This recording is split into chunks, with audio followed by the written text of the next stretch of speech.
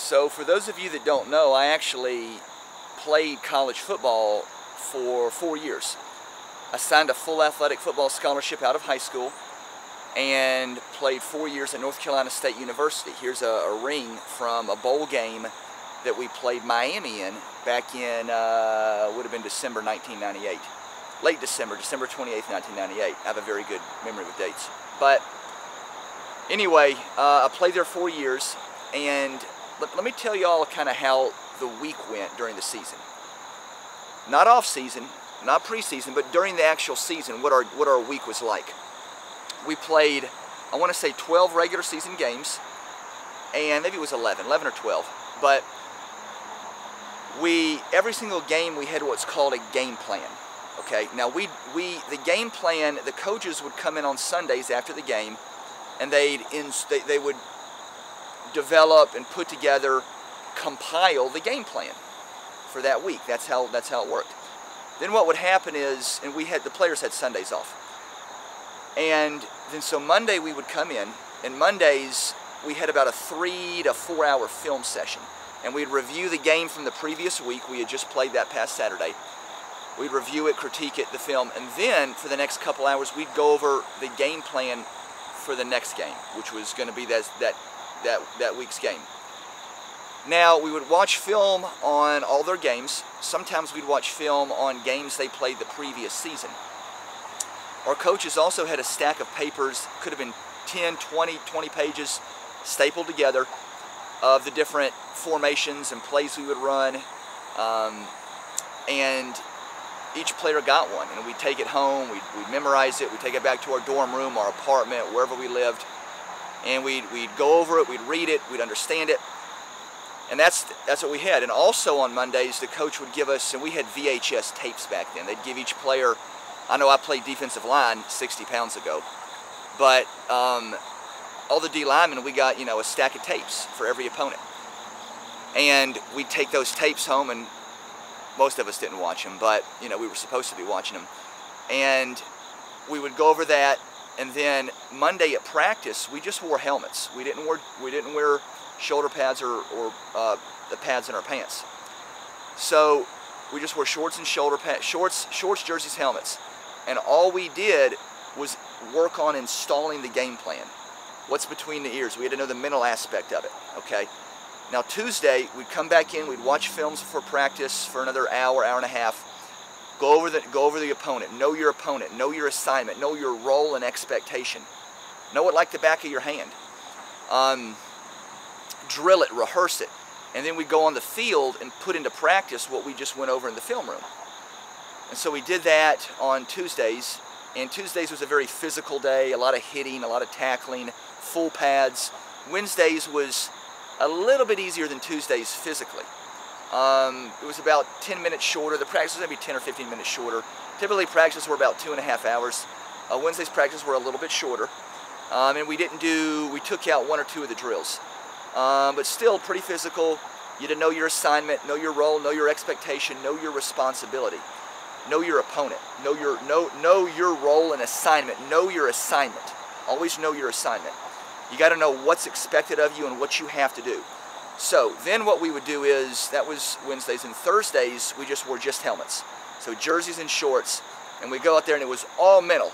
A little bit of physical, we didn't hit obviously, but we had to still play fast, step to your gap, low pad level, know your assignment, but it was really tough mentally because we went over everything, and the coaches moved at a fast pace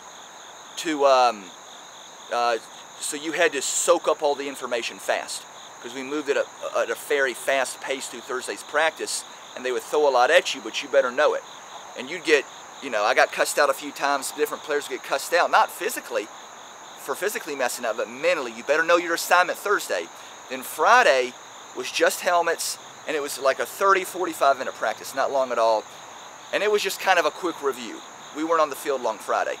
And then Saturdays was game day. So Saturday, most of our games were at noon. And so what would happen is we'd wake up and we'd have a team meeting, then we'd meet offense or defense, okay? Then you'd go to position meetings. And if it was a noon game, or even if it was like a night game, a 7:30, 8:30 game, irrespective of that, all up until kickoff, we were always having position meetings or offense-defense meetings and going over the assignment. Know your responsibility. Know your assignment. Know your opponent. What's your role? What's your expectation? You don't need to know what your buddy has to do. You don't need to know what somebody else has to do. Know whose role? Your role. Know whose assignment? Your assignment. You better know your assignment, okay? Know your assignment. Know what's expected of you and know your responsibility. That's what you have to do. And we would work that all the way till kickoff. You know, we get to the stadium and our coaches, all right, on this play do this, on this play do that. What are you doing on this play? Going over it, drilling it, rehearsing it until kickoff. Then we go to warm-ups. You know, you always warm up before the game. You go out there and you warm up, and warm-ups were less than 30 minutes. And you come back in, and at that point, a few coaches were still going over the assignments, the responsibilities with certain players. They were still, all right, on this play, be sure to do that. On this play, if they come out, we're going to step to here. Up until kickoff, and then all during the game, the coaches are on the headsets. Some are up in the press box, some are on the field, or on the sidelines, rather. And they're constantly reinforcing, adjusting, tweaking, you know, reinforcing your assignment, coaching you up. It never stopped. And we lost some of our games. Heck, we were 3-8, 95 and 96. Our best game plan ever, in my opinion, was 1998, and I started this game at defensive tackle. We played Florida State. We beat them 24-7, September 7th, 1998. And that was a huge win for us. We beat them 24-7. We had 6 interceptions. We had an awesome game plan. And we ended up, I think, winning 7 games that year, which was not bad, but whatever. But my point I'm making is that here you have people in the fat loss diet game or the muscle building game. But let's stick to nutrition, diet, fat loss game. That are athletes. They don't have very good genetics. They're not full scholarship athletes. They're not very talented.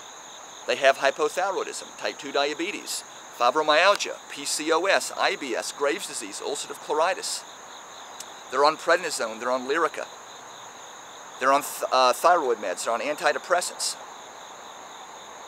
And they have no game plan.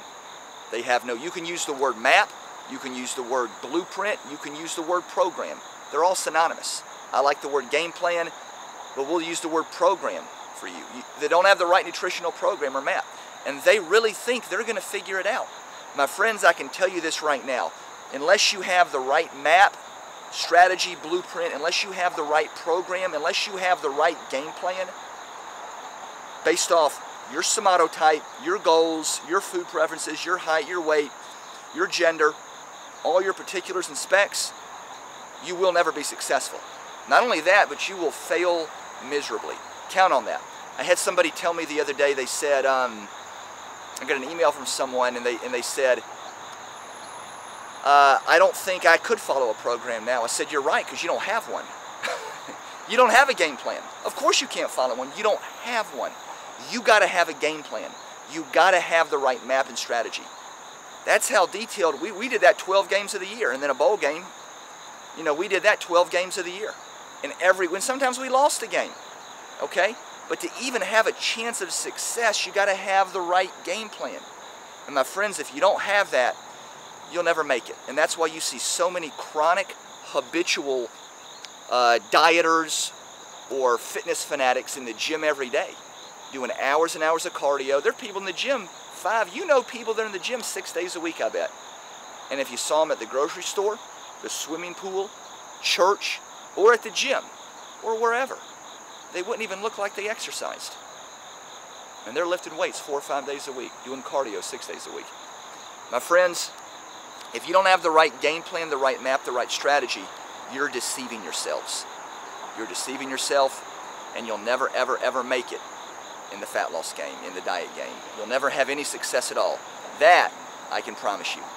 And remember, don't ever let one bad meal beat you twice. And no matter what happened the last meal, you can always eat the next meal like it's the most important meal of your life.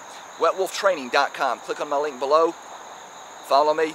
Thumbs up the video if you can relate to that. If that makes sense to you. It's got to be between the ears, mentally. Physically, you're putting the work in. I put the work in. But mentally, you got to know what to do, have the right game plan, map, responsibility. WetWolfTraining.com. signing out.